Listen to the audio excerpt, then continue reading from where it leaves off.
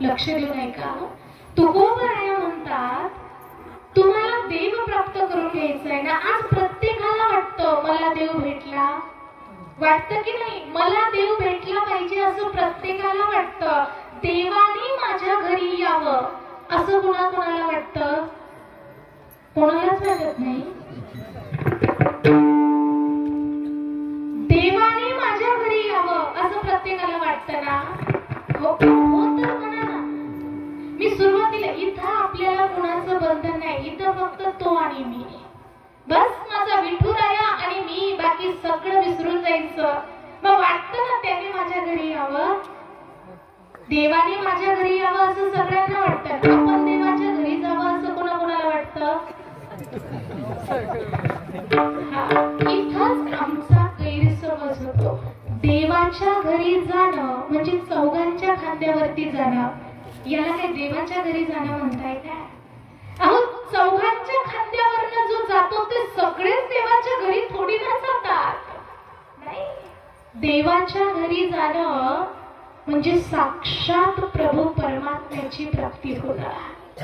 आणि त्याची जर प्राप्ती करून घ्यायची असेल तर महाराज म्हणतात, भले म्हणविता संतांची सेवा. तुम्हाला देव प्राप्त करायचा आहे ना, तर तुम्हाला जीवनामध्ये संतांची संगत करावी लागणार आहे. नव्हे तुम्हाला सद्गुरू करावे लागणार आहे.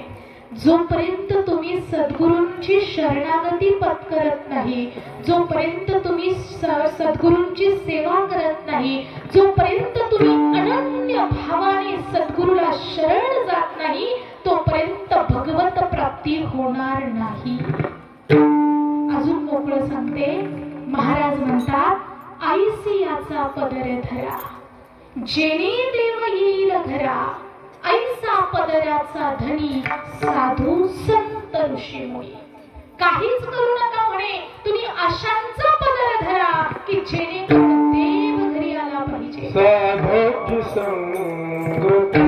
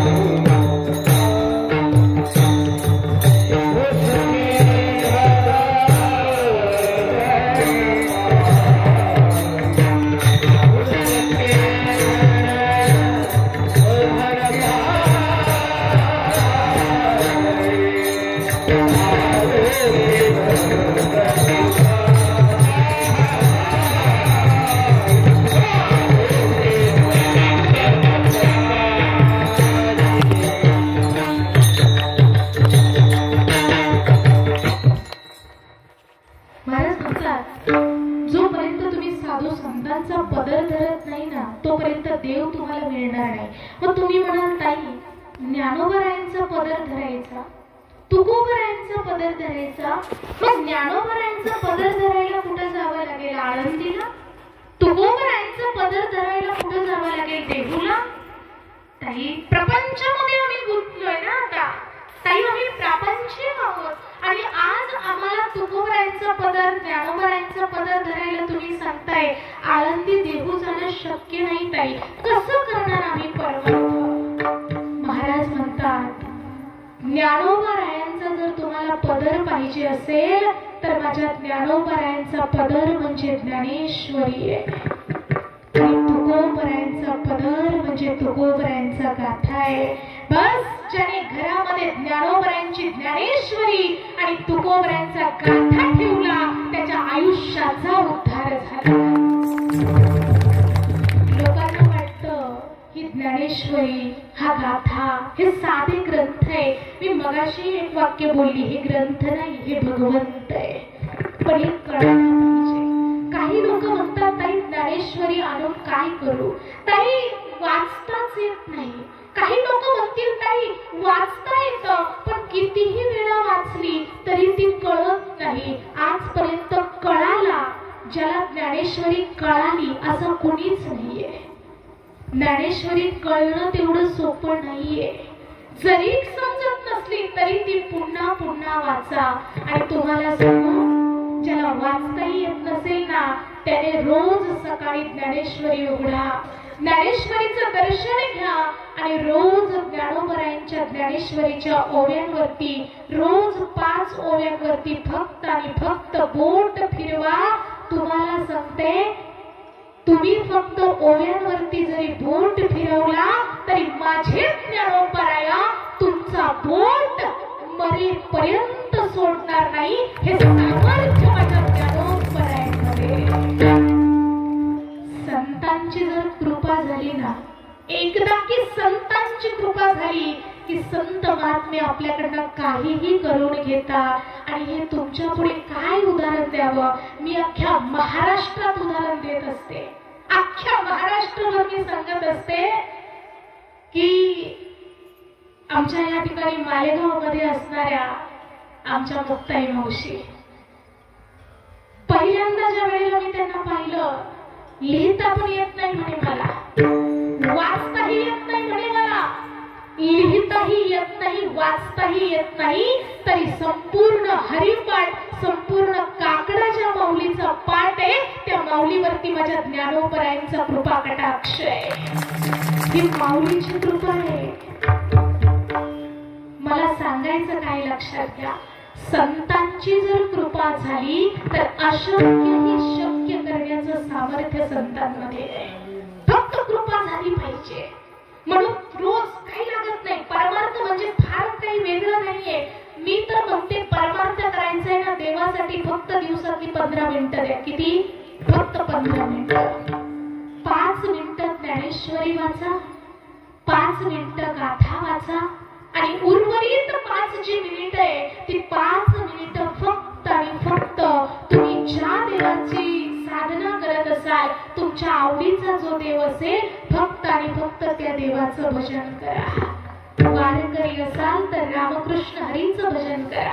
शिवभक्त असाल तर ओम नमः शिवायचा जप करा. जो तुम्ही ज्या देवाची भक्ती करत असाल, 5 मिनिटं फक्त त्या देवाचं भजन करा. कसा देव तुम्हाला भेटत नाही मग बघा. फक्त शुद्ध अंतरंग पाहिजे, सात्विक भाव पाहिजे. महाराज म्हणतात, तुम्हाला दुसरीकडे जायची गरज नाही. भले म्हणाविता संतांचे सेवक, संतांच्या चरणाची सेवा करा. आणि विशेष म्हणजे जीवनामध्ये जर खरंच देव पाहायचा असेल तर सद्गुरू करा. मी माझा स्वतःचा अनुभव सांगते, वाचूनही सांगत नाहीये, पाठांतरातही बोलत नाहीये. मी माझा प्रत्यक्ष अनुभव सांगते. एकदा की सद्गुरूंची कृपा झाली की कुठलीच गोष्ट जे आपल्या नशिबातही नाहीये ते सुद्धा प्राप्त करून देण्याचं सामर्थ्य सद्गुरूंमध्ये असतं. फक्त सद्गुरूची सेवा करा. आणि माऊलींनी तर म्हटलंय, जाण तेनी गुरु भजिजे तेने कृतकार्य. त्याच्याही पुढे जाऊन सांगायचं झालं तर माऊलींची 7व्या अध्यायामधली एक ओवी आहे.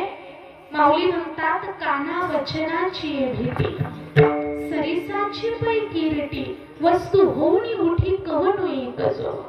माऊली म्हणतात, ज्या वेळेला साधकाचा कान आणि सद्गुरूचं वचन ज्या वेळेला एकत्रित येतं त्यावेळेला वस्तुरूपी परमात्मा जागा होतो. आणि बस वस्तुरूपी परमात्मा जागा झाला की प्रत्येकामध्ये आपल्याला देव आणि देवच दिसू लागतो.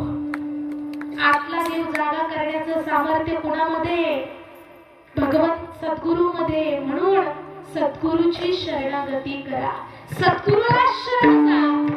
आणि खरं सांगू का, सद्गुरूच तुम्हाला माणसातला माणूस दाखवून देतील, माणसातला देवही दाखवून देतील. पण आज आपण इकडे तिकडे नाही, भलत्याच ठिकाणी फिरत असतो जिथून देवाचा आणि त्यांचा काही संबंध नसतो. हो, आज साधा दगडाला दगडाला जर एखादा शेंदूर लावला, दगडाला शेंदूर लावला तर दगडाचा मारुती होतो. दगडाला बुक्का लावला तर दगडाचा विठोबा होतो. दगडाला गुलाल लावला तर दगडाचा म्हसोबा होतो. माणसाला कुठला गंध लावला मग माणसाचा माणूस होईल? सांगा ना, कुठला गंध लावायचा माणसाला? माणसाचा माणूस झाला पाहिजे. महाराज म्हणतात दुसरं काही करू नका, तुम्ही फक्त संतांचे दास व्हा. काही लोक म्हणतात नाही आम्हाला कुणाचाही दास, कुणाचाही सेवक, कुणाचाही नोकर व्हायला आवडत नाही. पण खरं सांगू, दास होण्यात खूप आनंद आहे. दास होण्यात आनंद आहे. बघा तुम्ही, एखादा जर मोठ्या प्रॉपर्टीचा मालक असेल ना, त्याला रात्रंरात्र झोप लागत नाही. नाही लागत त्याला झोप, चिंतेत असतो तो. पण त्या मालकाच्या हाताखाली काम करणारे जे नोकर आहे ना, ते आरामात झोपा काढतात. दिवसभराचा पगार हातात मिळतो आणि आरामात झोपा काढतात. अहो, मालकावरती त्यांनी चिंता टाकून दिलेली असते. तसं ह्या जीवाने आपल्या त्या मालकावरती सगळी चिंता सोपवायची आणि आपण फक्त त्याचं भजन करत राहायचंय. देह समर्पिचे देवा, भार काहीच न घ्यावा, होईल आघावा तुका म्हणे आनंद. म्हणून याला त्याच्यावरती सोपून द्या. आणि असं म्हणतात, joy of devotion, miracle of devotion, advantages of devotion, future of devotion. Devotion means समर्पकता. समर्पण जायचंय आपल्याला. संतांना समर्पण जर जाल तुम्ही तर संत तुम्हाला त्यांच्या मांडीवरती बसवून घेतील. आणि आम्हाला तेच पाहिजे. संतांनी आम्हाला त्यांच्या मांडीवर बसून घ्यावं. इतकी आम्ही जीवनामध्ये साध्या, सोप्या आणि सरळ शुद्ध करणारे जीवन जगायचंय. बाकी दुसरं काही नाही. तुकोबराय म्हणतात, भले म्हणविता संतांचे सेवक, आई त्याचे एक सुखरूप. पण तरीही एखादा म्हणतच असेल, नाही आम्हाला संतांचं सेवक व्हायचं नाही, आम्हाला स्वतःचं संतत्व ठसवायचंय. तुकोबराय म्हणतात, स्वतःचं संतत्व ठसवायला जाल तर आयुष्य उद्ध्वस्त होईल. अभंगाचं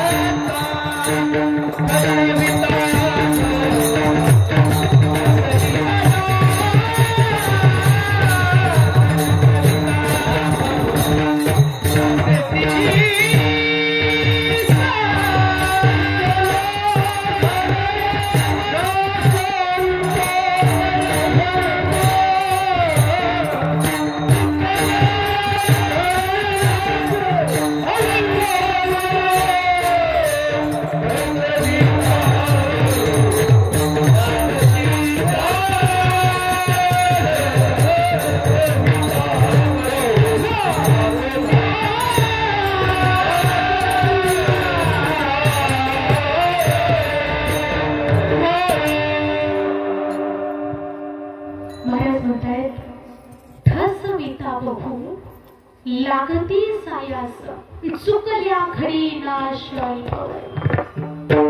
तुम्हाला वाटत असेल संत होणं खूप सोपं आहे. संत होणं तेवढं सोपं नाहीये. कितीतरी संतांची उदाहरणं आपल्याला देता येते. संत पदाला पोहोचेपर्यंत त्यांनी किती कष्ट सहन केले. आज आपल्यामध्ये तेवढं सामर्थ्य नाहीये कष्ट सहन करण्याचं. अहो माझ्या तुकोबरायांच्या जीवनामध्ये किती कष्टमय संघर्ष त्यांना करावा लागला. उपद्रव झाला, बायको मेली, मंबाजी बुवानी काट्या असलेल्या काठीने मारलं, अंगावरती उकळतं पाणी ओतलं गेलं, नाही सोडला माझ्या तुकोबरायांनी. जेवढा त्रास माझ्या तुकोबरायांना झाला तेवढाच त्रास माझ्या ज्ञानोबरायांना सुद्धा झालाय. ज्ञानोबरायांना काही कमी त्रास झालाय. अहो संन्याशाची पोरं म्हणून हिणवलं जात होतं माझ्या ज्ञानोबरायांना. ज्ञान देवादी चारही भावंडांना इंद्रायणी मध्ये स्नान करू दिलं जात नव्हतं. इंद्रायणी वाटली जाईल असं म्हटलं जायचं. पण बघा ना परमार्थ काय असतो. ज्या काळामध्ये माझ्या ज्ञानोबरायांना संन्याशाची पोरं म्हणून हिणवलं जात होतं, आज तीच संन्याशाची पोरं आज अख्ख्या विश्वाची माय झाली. आज अख्ख्या विश्वाची ती माऊली झाली, आपल्या सर्वांची ती माऊली झाली. आणि ज्याला कुणीच जवळ घेत नाही ना त्याला माझी माऊली आपलंसं करते. ज्याला सगळे ठुकरतात ना, ज्याला सगळे वाईट टाकतात ना, त्याला फक्त आणि फक्त माझी माऊली जवळ घेते. म्हणून लक्षात ठेवा, त्रास हा होणार आहे. माझ्या ज्ञानोबरायांना त्रास झाला. अहो ज्ञानोबरायांच्या त्रासाचं जर वर्णन केलं ना तर दगडाला सुद्धा पाझर फुटावा. काय त्रास झालाय माझ्या ज्ञानोबरायांना सुद्धा. अहो संत पुरुषांना त्रास झाला यात नवल नाही, संत महिलांना सुद्धा त्रास झाला. त्या संत महिलांमध्ये अनेक उदाहरणं देता येतील. त्यामध्ये माझी शबरी माता, शबरी मातेने सुद्धा खूप त्रास सहन केलाय बरं का. पण फक्त गुरुवचनावरती ठाम राहिली माझी शबरी माता. गुरुवचन म्हणजे मार्तंग ऋषींनी सांगितलं होतं की शबरी माते एक दिवस तुला भेटायला विश्वाचा मालक परब्रह्म परमात्मा रामचंद्र प्रभू तुझ्या भेटीसाठी येतील. गुरुवचनावरती ठाम राहिली आणि ज्या दिवसापासून गुरुंनी सांगितलं त्या दिवसापासून माझी शबरी माता भगवंताच्या आगमनाची तयारी करत होती. कारण तिला माहित होतं एक दिवस प्रभू रामचंद्र येतील आणि माझी कुटिया पावन करतील. तिला माहित होतं प्रभू रामचंद्र येतील आणि मी माझ्या रामाला माझ्या हातची बोरं मात्र खाऊ घालील. आणि आले प्रभू राम राया माझ्या शबरी मातेकडे आले आणि माझ्या शबरी मातेची हातची बोरं सुद्धा भगवंताने खाल्ली. माझ्या भगवंताला भक्ताची व्यवस्था नाही, माझ्या भगवंताला भक्ताची अवस्था लागत असते. भगवंत भक्ताची व्यवस्था बघत नाही, भगवंत भक्ताची अवस्था बघतो. म्हणून परमार्थामध्ये व्यवस्था नसली तरी चालेल पण अवस्थेला मात्र खूप किंमत आहे. अवस्था चांगली असली पाहिजे. तुम्ही सासूरवाडीला गेलात, तुम्ही सासूरवाडीला गेलात आणि तुमच्या सासऱ्याने तुम्हाला 20,000च्या कॉटवर बसायची व्यवस्था केली. ही तुमची प्रपंचामध्ये केलेली सासऱ्यांनी केलेली व्यवस्था आहे. प्रपंचामध्ये व्यवस्था बघितली जावी. पण एक गोष्ट लक्षात ठेवा, प्रपंचामध्ये जरी व्यवस्था बघितली जात असली तरी परमार्थामध्ये मात्र अवस्था बघितली जाते. सासूरवाडीला गेल्यानंतर 20,000च्या कॉटवरती बसतो ही त्याची व्यवस्था आहे. परंतु आळंदी ते पंढरपूर आषाढी पायीवारी सोहळ्यामध्ये 150 एकर जमिनीचा जरी मालक असला तरी ह्या शेतामध्ये ढेकळांमध्ये जो अंथरूण टाकून झोपतो ना ही त्याची परमार्थातली अवस्था आहे. इथं विचार केला जात नाही त्याच्या श्रीमंतीचा. त्या ठिकाणी फक्त आणि फक्त माऊली माऊली माझा परब्रह्म मला मिळाला पाहिजे. सांगायचं एकच आहे, संत होणं फार कठीण आहे. संत मीराबाईला काही कमी त्रास झालाय का? समाज माझ्या मीराबाईला म्हणायचा, अगं मिरे काय अगं मिरेच्या वयामध्ये कपाळावरती मंडोळी बांधावी, ज्या वयामध्ये नवऱ्यासोबत संसार थाटावा. अगं खुशाल त्या वयामध्ये हातात चिपळ्या घेते, गळ्यात विणा अटकवते आणि खुशाल भजन करते. अगं मिरे तुला वेळ लागला की काय? समाज माझ्या मीराबाईला वेड म्हणतोय, पण माझी मीराबाई समाजाकडे लक्ष देत नाही. स्वतःचा बापही मिरे तुझ्या तोंडातलं भजन बंद कर, नाही तर तुझं तोंड कायमच बंद करण्यात येईल. पण स्वतःच्या बापाकडेही बघितलं नाही. मीराबाईनी एकच केलं, माझी मीराबाई भगवंताच्या प्रेमामध्ये न्हावून निघाली होती. ओ मीरा प्रेम दिवाणी,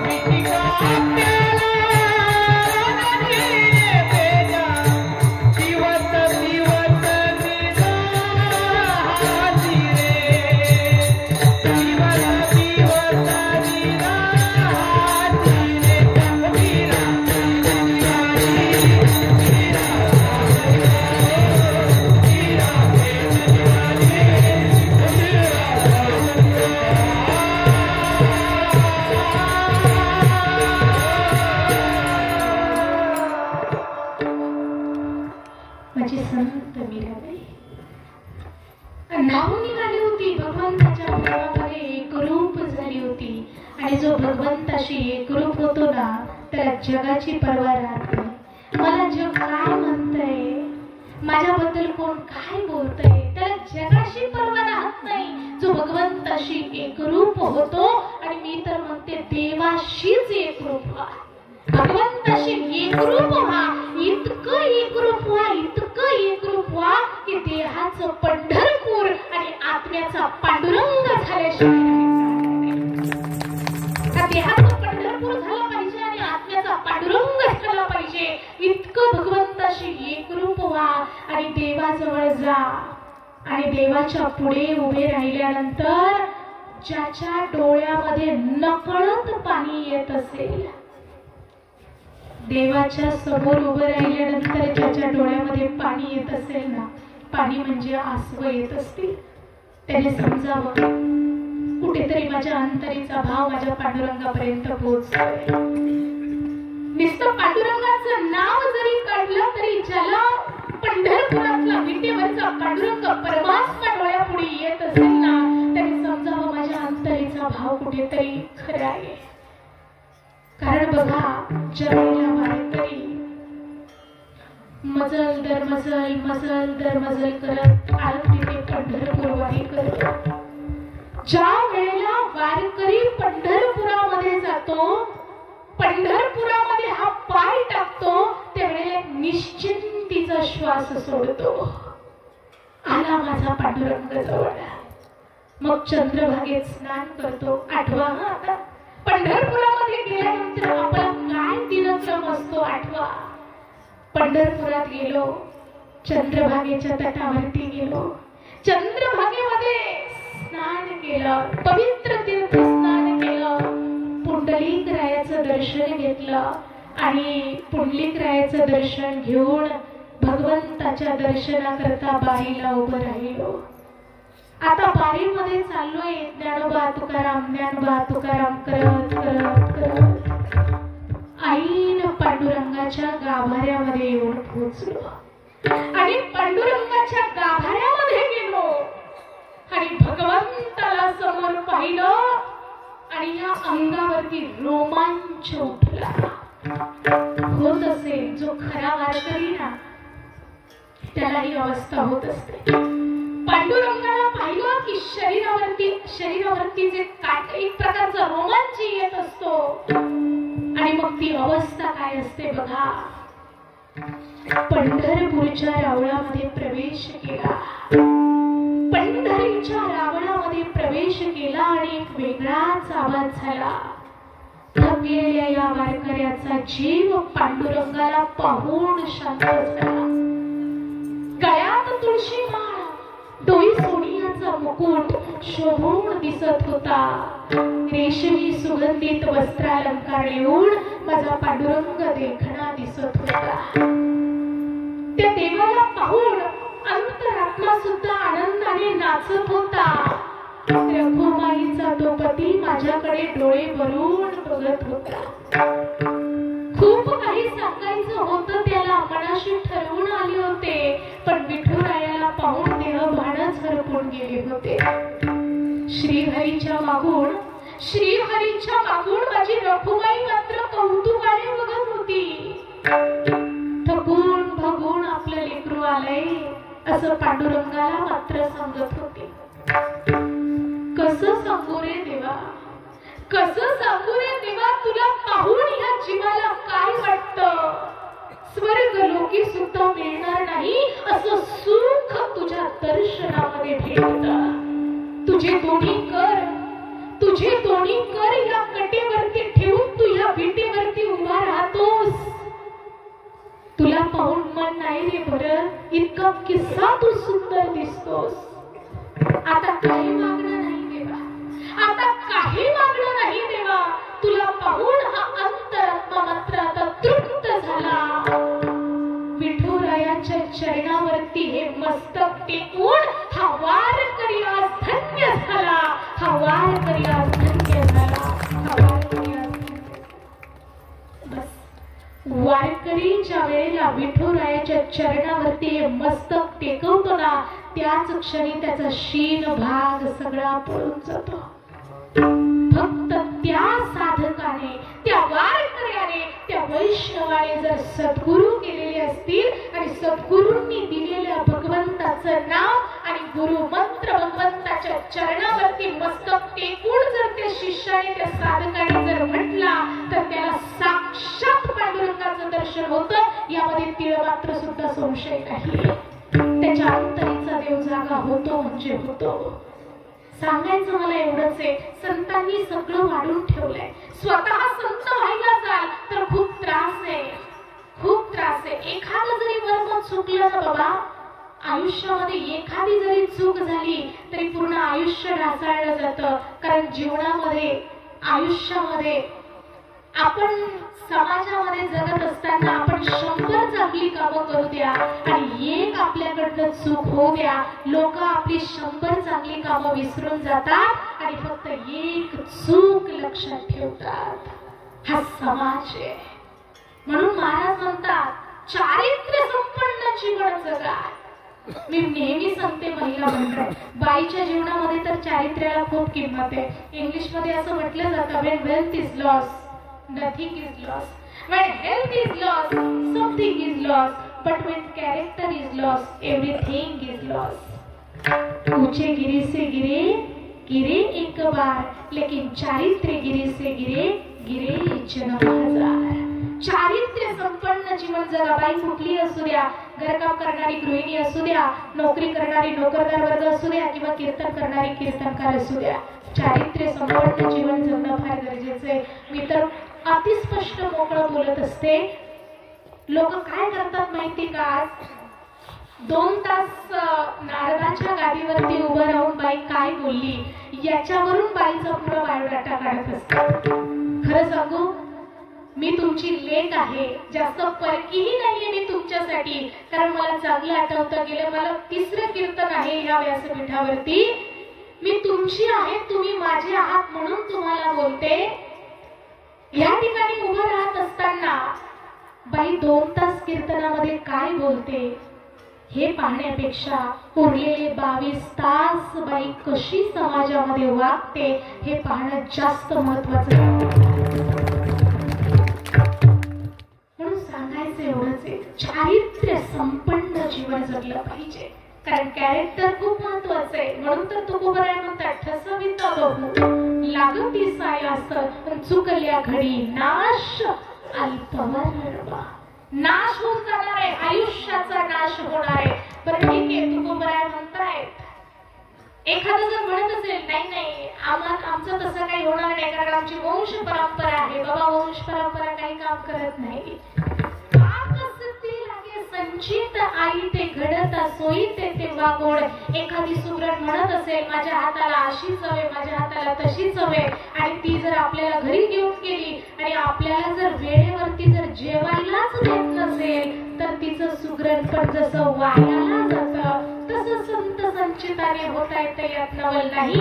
प्रारब्धही अनुकूल असावं लागतं. म्हणून महाराज म्हणतात पाक सिद्धी लागे संचित आई ते घडता सोयी ते वागोड. बरं ठीक आहे तुकोबराय आम्हाला इथपर्यंत पटलं, पण पुढे जाऊन तुकोबराय म्हणतात संत कसे असतात ऐका. संत सांगणं खूप सोपं आहे, संत होणं कठीण आहे. जसं एखाद्या रणांगणामध्ये असणाऱ्या रणभूमीतील दृष्टीचं वर्णन करणं सोपं आहे, पण रणांगणामध्ये एखादं शस्त्र घेऊन उतरणं म्हणजे जशी इंद्रिय गात्रगलित होतात तशी संत होतानाची परिस्थिती आहे. आणि हेच तुकोबराय अभंगाच्या शेवटचे तुका म्हणे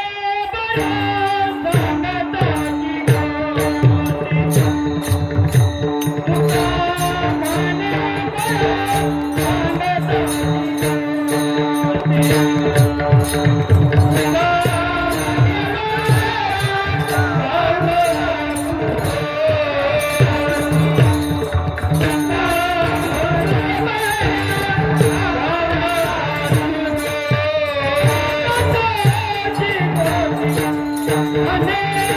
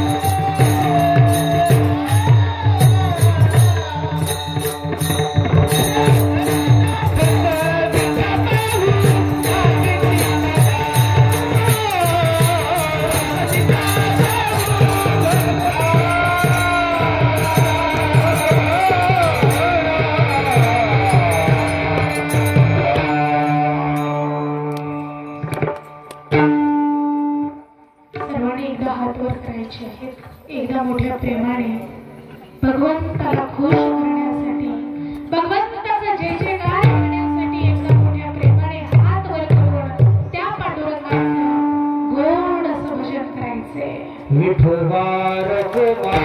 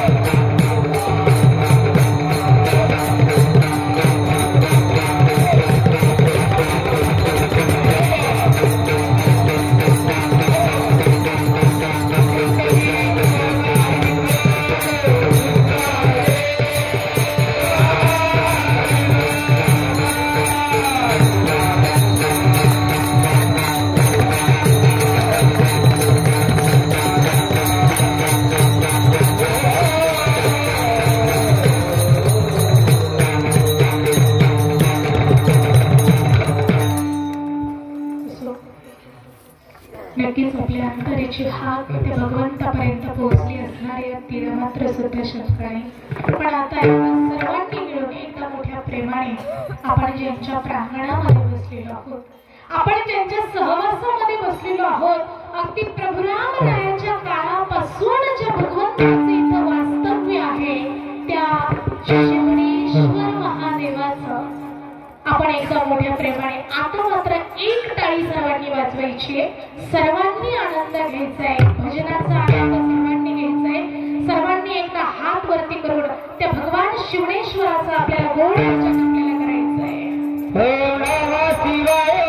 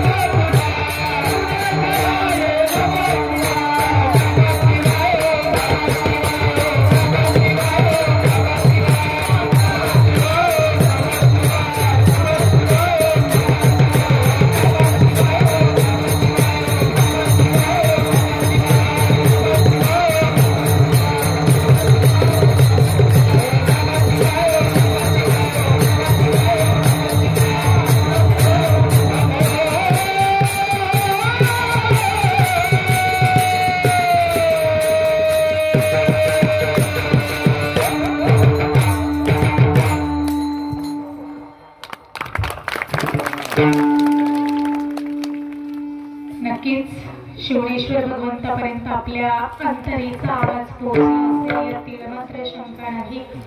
बघा तुकोबराय म्हणतात, तुका म्हणे बऱ्या संगताची गोष्ट रणभूमी दृष्टी न पडता. बघा जगद्गुरु तुकोबरायांचा अभंग चिंतन करण्याचा मी फक्त प्रयत्न केलेला आहे. चिंतन असंच असेल असं नाही, पण जाता जाता मी एक गोष्ट तुम्हाला सांगून जाईल.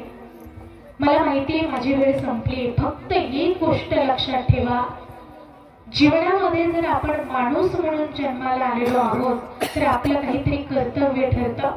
देव, देश आणि धर्म या 3 गोष्टींसाठी आपण केव्हाही जागा झाला पाहिजे. निम्म्या रात्री जरी कोणी आवाज दिला ना तरी जागा झाला पाहिजे. कारण आपल्या देशाचा इतिहास कुणी लुंग्या सुंग्याने नाही लिहिलाय. आपल्या देशाचा इतिहास लिहिलाय सैराच्या तापाने, घोड्यांच्या टापाने, सह्याद्रीच्या साक्षीने, हिमालयाच्या कृपेने, मा जगदंबेच्या सीमतेने, छत्रपती शिवाजी महाराजांच्या मावळ्यांच्या रक्ताच्या थेंबाने, वारकरी संप्रदायाच्या साधनेने, भगवंताच्या प्रेरणेने आज भगवा आकाशात फडकतोय. ही कुण्या पावसाळ्याची पुण्य नाही, ही आमच्या वारकरी संप्रदायाची पुण्य आहे. म्हणून लक्षात ठेवा, आपला धर्मासाठी कधीही कुणीही केव्हाही आवाज दिला तरी आपण आपलं कर्तव्य बजावलं पाहिजे. धर्म आपला टिकला पाहिजे. कारण आपला देशाचा इतिहास इतरांनी नाही लिहिलेला, हा वारकरी संप्रदायाचा इतिहास आहे. म्हणून बघा, धर्माचं पालन करा. आज या ठिकाणी ग्रामस्थ मंडळींनी मला या ठिकाणी आमंत्रित केलं. खरं तर गेल्या वर्षीही माझ्या मते 3रा की 4था दिवस होता मागच्या वर्षी सप्ताहाचा, आणि गेल्याही वर्षी मला या ठिकाणी आमंत्रित ज्यांनी केलेलं होतं ते म्हणजे अतिशय माझे हृदयस्थ असणारे. खरं तर मी त्यांची लेक, मी काही त्यांच्यासाठी मी कीर्तनकार नाही बरं का.